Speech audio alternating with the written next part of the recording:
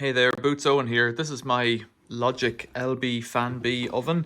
It needs a clean, as you can tell. So today I'm going to show you how to take the door off. Open it up, get in beside it here to the hinge and that hinge over there.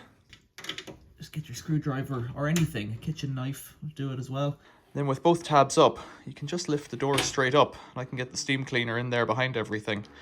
Put it back together, just slide it back on, put it down, and just get in and flick this back up. And this is the trickier bit because you don't want to damage the glass. You don't want to lever it off the glass. Flick it up like that. And then it won't come out again. It's locked in now. Just another note while I'm here, to get the inner glass out. The inner glass is hooked in at the bottom down here. To get it out, just put your hand on that and snap that up.